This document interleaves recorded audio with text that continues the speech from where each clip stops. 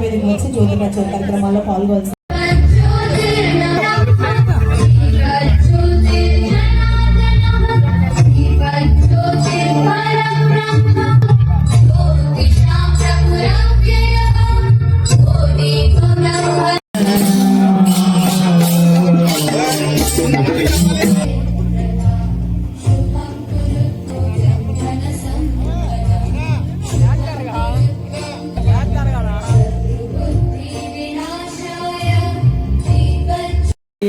Doctor తుపాకుల Mohan Rao Yadav గారికి మరి మన చేసిన మీడియా మిత్రులందరికీ హృదయపూర్వక నమస్కారాలు తెలియజేస్తూ ఈరోజు పవిత్రమైన కార్తీక మాసం సందర్భంగా రాజధాని ప్రాంతం మంగళగిరిలో జరుగుతున్న కార్తీక వన మహోత్సవ కార్యక్రమానికి యాదవ పెద్దల ఆధ్వర్యంలో ఇక్కడ కార్యక్రమం జరుగుతోంది. ఈ కార్యక్రమానికి రాజధాని ప్రాంతం నుండే కాకుండా రాష్ట్ర వ్యాప్తంగా ఉన్న యాదవ పెద్దలతో పాటు అనేక మంది పెద్దలు ఈ కార్యక్రమానికి హాజరయ్యారు. ముఖ్యంగా రాజధాని ప్రాంతానికి సంబంధించిన కార్యక్రమం కాబట్టి ఇక్కడికి సంబంధించి అభివృద్ధి విషయం కావచ్చు, ముఖ్యంగా బీసీల యొక్క రాజధానికి సంబంధించి బీసీల వాటాకు సంబంధించి కావచ్చు చర్చ జరగాలని కోరుకుంటూ ఈ కార్యక్రమం ఇప్పుడే మొదలైంది కాబట్టి మిగిలిన వివరాలన్నీ కూడా తర్వాత తెలియజేస్తాం. యాదవ్ జై జై మాధవ్. ఈరోజు మంగళగిరి నియోజకవర్గంలోని మన హ్యాపీ రిసార్ట్స్ లో యాదవ కార్తీక వన సమారాధన మహోత్సవం 2025 కార్యక్రమం ఎంతో వైభవంగా ఘనంగా జరుగుతుంది. మరి నియోజకవర్గంలోని యాదవ కుటుంబ సభ్యులందరూ ఈ కార్యక్రమంలో పాల్గొంటున్నారు. చక్కగా ఒక పచ్చని చెట్ల మధ్య ఆనందంతో ఈ కార్యక్రమంలో పాల్గొంచుకొని ఒక మధురానుభూతిని పొందే విధంగా అన్ని ఏర్పాట్లు జరిగినాయి. మరి ఈ కార్యక్రమంలో ఉదయాన్నే మేము గోపూజతో ప్రారంభించుకోవడం జరిగింది. ఆ తర్వాత సత్యనారాయణ స్వామి వ్రతం కూడాను అనేక మంది దంపతులతో చేయడం జరిగింది. మరి ఇవాళ రాష్ట్ర వ్యాప్తంగా ప్రముఖులైనటువంటి పెద్దలను పిలుచుకోవడం జరిగింది. అలాగే యాదవ కుల సంఘ పెద్దలు కూడా వచ్చారు. ఇప్పుడే కార్యక్రమం అక్కడ ప్రారంభమైంది. వేదిక మీద పెద్దలు ఒక్కొక్కళ్ళు ప్రసంగిస్తున్నారు. మరి ఆటలు పాటలతో ఎంతో ఉల్లాసంగా మరి వనభోజన కార్యక్రమాన్ని మన నియోజకవర్గంలోని యాదవ సోదరులందరూ కూడా జరుపుకోవడం అనేది సమాజానికి ఎంతో మేలు చేసేదిగా, ఒక ఐక్యతకు సఖ్యతకు బలానికి ఒక సంకేతంగా మేమందరం భావిస్తూ సమాజంలో ఉన్నటువంటి ప్రతి ఒక్కరూ అన్నదమ్ముల వలె మరి కలిసిమెలిసి ఉండేదానికి ఇలాంటి కార్యక్రమాలు దోహదపడతాయి అని చెప్పేసి మేము భావిస్తూ ఈ కార్యక్రమాలు ఏర్పడడం జరిగింది. మరి గత 20 రోజులుగా మరి మంగళగిరిలో ఉన్నటువంటి ప్రతి గ్రామానికి వెళ్ళి ప్రతి యాదవ సోదరుల ఇంటి తలుపు తట్టి వారిని ఈ కార్యక్రమాన్ని ఆహ్వానించాం. ప్రతి ఒక్కరు కూడా చక్కగా రెస్పాండ్ అయ్యి మరి ఇలాంటి వనభోజన కార్యక్రమం ఏర్పాటు చేసేందుకు వారి యొక్క ఆనందాన్ని వారి యొక్క తోడ్పాటుని అందించారు.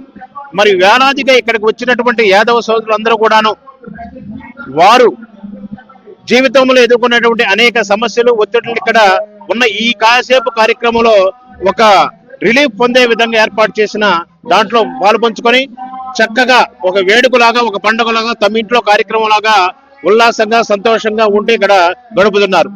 మరి దీనికి వచ్చేసినటువంటి పెద్దలు మన కాంగ్రెస్ పార్టీ మాజీ మంత్రివర్యులు మరి రఘువీర రెడ్డి గారు, అలాగే బీసీవై పార్టీ రాష్ట్ర అధ్యక్షులు బోడే రామచంద్రరావు గారు, మరి అలాగే రాష్ట్ర మంత్రివర్యులు కొలుసు పార్థసారథి గారు, మరి రాష్ట్ర టీడీపీ అధికార ప్రతినిధి పల్లా శ్రీనివాస్ గారు, మరి ఇంకా ఇతర అనేక రంగాల్లో ఉన్నటువంటి ప్రముఖులు, మరి పెద్ద ఐఏఎస్లు ఎమ్మెల్సీలు కూడా వచ్చారు.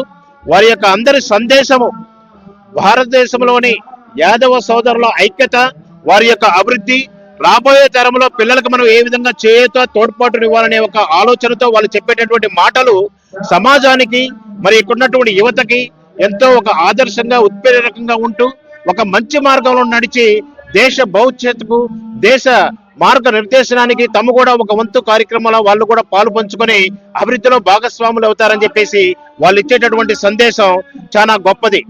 ఇవాళ సమాజంలో చూస్తున్నాం అన్ని రకాల కులాలు మతాలు అందరూ కలిసి అన్నదమ్ముల వల్లే ఉంటున్నాం. మరి ఈ విధంగా ఉండటం అనేది మన దేశానికి ఎంతో హితమైనది.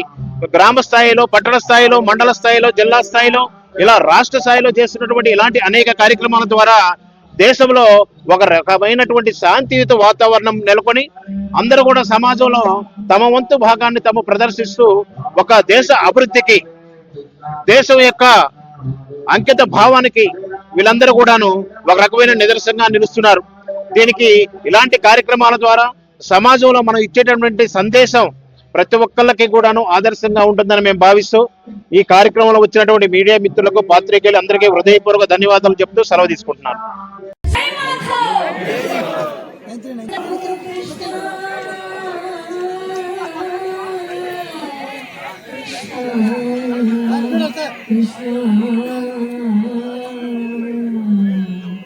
జై యాదవ్, జై జై మాధవ్.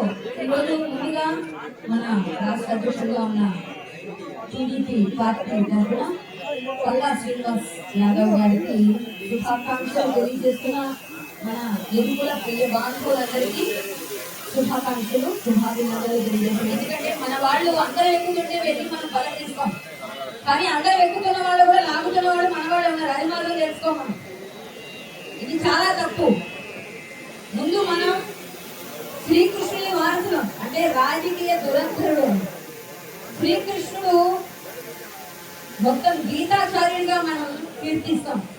శ్రీకృష్ణుని వారసులు యాదవులకి దమ్ము ఎక్కువ, ధైర్యం ఎక్కువ, నీతిగా ఉంటారు, నిజాయితీగా ఉంటారు. మాకు దొంగ మాటలు, లంగ మాటలు రావని ఎప్పుడో చెప్పిన. కానీ చాలా మంది నేను ఎవరు బ్రాహ్మణ అబ్బాయిని పెళ్లి చేస్తున్నానంటే ఈ అమ్మాయి యాదవ్ కాదన్నారు. నా తాత పేరు పడాల ఎల్లయ్య, పేరమ్మ దానయ్య, నా గోత్రం రామగొళ్ళ గోత్రం కొడాల ఇంటి పేరు. ఎవరికి దమ్ముందో గుంటూరు వాళ్ళు ఎవరు అన్నారంటే అన్న ఎదురుగా వచ్చి మాట్లాడండి అన్నా, నేను యాదవ్ బిడ్డను కాదని నిరూపిస్తే నేను ఏం చెప్పాలో చెప్పండి, మీరేం చేయాలో కూడా నేను చెప్తా. పల్లా శ్రీనివాసరావు యాదవ్ గారికి ఒక చిన్న నేను అడిగేది ఏంటంటే, అయ్యా తమకు పెట్టిన శ్రీకృష్ణ విగ్రహాలు తీయించడానికి కృషి చేస్తారా, మమ్మల్ని అందరూ ఉద్యమించమంటారా? పెట్టిన శ్రీకృష్ణ విగ్రహాలు తీయించండి. ఫస్ట్ పెట్టిన విగ్రహాల కోసం వెళితే వాటి కోసం గొడవ చేస్తే, నేను కూటమి ప్రభుత్వంలో, నేను బీజేపీలోనే ఉన్నాను, నన్ను ఎవరేమనుకున్నా పర్లేదు, నేను కృష్ణుడి కోసమే బతుకుతా. కృష్ణుడైన ఆరాధ్య దైవం, యాదవుల కోసం పనిచేస్తా, యాదవులు అంటే ప్రాణం ఇస్తా. మీరు తమ్ముడు యాదవ్ అందరూ రండి పనిచేద్దాం. పెట్టిన విగ్రహాలు తీయకపోతే శ్రీకృష్ణుడు ఎవరు? ఎవరు శ్రీకృష్ణుడు? మన యాదవులందరూ కలిసి వెళ్ళి పరాయి పార్టీకి తొత్తుగా ఉండి మన కృష్ణుడికి ద్రోహం చేస్తున్న వాళ్ళు ఎవరు ప్రశ్నించాలి? మనమే కదా. కనీసం ఆలోచించరా? పెట్టిన విగ్రహాలన్నీ తీయటం ఫస్ట్, తర్వాత ఇక ముందు పెట్టకుండా చూద్దాం. పెట్టినప్పుడు ఎన్ని గొడవ చేయడం, తర్వాత మర్చిపోవడం కాదు. యాదవ లక్షణం అది కాదు, మాటిస్తే తప్పరు. ప్రతి ఒక్కరూ కూడా పార్టీకి అతీతంగా కృష్ణుడి విషయాలు పనిచేయాలి. మీకు దయచేసి అభ్యర్థిస్తున్నాం, పెట్టిన విగ్రహాల లిస్టు నా దగ్గర ఉంది, పెట్టబోతున్న విగ్రహాల లిస్టు కూడా ఉంది. దయచేసి మొన్న తక్కేళ్లపాడులో ఇంకొకసారి రాకూడదు. నేను 2 సార్లు స్టేట్ ఇచ్చాం, ఖమ్మం లకారం ట్యాంక్ బండ్ లో పెట్టకుండా.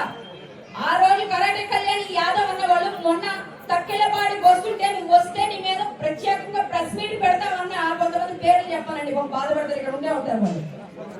నేను పేర్లు చెప్పను, నాకు సంస్కారం ఉంది. కానీ తక్కెలపాడే కాదు, ఇంకొకసారి పెట్టకుండా పెడితే ఈసారి నా ప్రాణమన్న పోవాలి. కృష్ణుడి విగ్రహం ఎలా పెడతారో చూస్తాం. దయచేసి ఇక ముందు కృష్ణ విగ్రహాల జోలికి ఎవరు రావద్దు. ప్రతి ఒక్కరికి తెలియజేస్తున్నా, కృష్ణ పరమాత్మ కోసం మేమందరం పనిచేస్తాం. ఇది అందరూ నాయకులు ఉన్నారు కాబట్టి ప్రతి ఒక్కరు కూడా దీన్ని స్పందించాలని నేను గట్టిగా కృష్ణుడి కోసం వచ్చాను ఇక్కడికి. వనభోజనం అంటే ఈ రోజు ఖచ్చితంగా మంచి గీతాలాపన, ఆ గానలోనుల కోసం ఖచ్చితంగా పాటలు పాడారు. అదంతా సంతోషం, విన్నాము, లైవ్ చూసాం. ఇలాగే ఉండాలి. కృష్ణుడి వార్తలు ఎప్పుడు కూడా ఉసిరికాయ చెట్టు కింద సమారాధన, సమారాధన చేయాలి. మనందరం సంస్కృతి సంప్రదాయాన్ని మనమే ముందు మూలం. యాదవులు లేని రాజ్యాలు లేవు. మనం రాజులం అండి, యదువంశ రాజులం. రాజులు ఎప్పుడు కూడా తల వంచకూడదు. ఇది ఒకటే నేను చెప్పగలను. జై శ్రీకృష్ణ, అందరూ బాగుండాలి. ఇంకొకసారి ఎవరికైనా ఏదో డౌట్ ఉంటే అది డైరెక్ట్ గా ఫోన్ చేయండి, నేను డైరెక్ట్ గానే సమాధానం ఇస్తాను.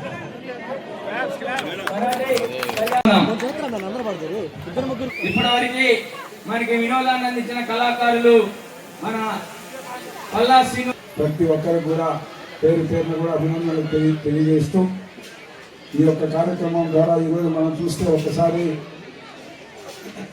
ఉమ్మడి ఆంధ్రప్రదేశ్లో కానీ విభజన అయిన తర్వాత ఈ ఆంధ్రప్రదేశ్లో మన వాళ్ళందరూ కూడా అనేక విధాలుగా కూడా ఈరోజు ప్రముఖమైన వీటిలో కూడా అదేవిధంగా ఏదైతే ఈ యొక్క అమరావతి నడిబొడ్డులో ఏదైతే పల్లా శ్రీనివాసన్ ఆధ్వర్యంలో మంత్రులు అందరూ కలిసి కూడా ఎమ్మెల్యేలు అందరూ కలిసి పార్టీ టీటీడీ బోర్డు సభ్యులు అందరూ కూడా కలిసి 5 ఎకరాల స్థలం కావాలని యాదవ్ భవన్ నిర్మాణానికి ముఖ్యమంత్రి గారిని అడగడం జరిగింది. అదేవిధంగా ఏదైతే అందరికీ నమస్కారం. మరి ఈరోజు మంగళగిరిలో నిర్వహిస్తున్నటువంటి ఈ యాదవ వన సమారాధనకి విచ్చేసినటువంటి యాదవ ప్రముఖులందరికీ కూడా పేరు పేరున నమస్కారాలు తెలియజేసుకుంటూ ఆ కృష్ణ భగవాన్ యొక్క ఆశీస్సులు మనందరికీ ఉండాలని, అందరూ సుభిక్షంగా ఉండాలని, ఆయన ఆశీస్సులతో ఉన్నతమైన స్థాయికి మన పిల్లలందరూ కూడా వెళ్ళాలని ఆ కృష్ణ భగవాన్ని కోరుకుంటూ మరి ఈరోజు నాకు ఈ వేదిక మీద పిలిచి ముందుగా మనం మన పిల్లలకు మంచి విద్య నేర్పించాల్సిన అవసరం ఉందని చెప్పి ఈ సందర్భంగా తెలియజేస్తున్నాను.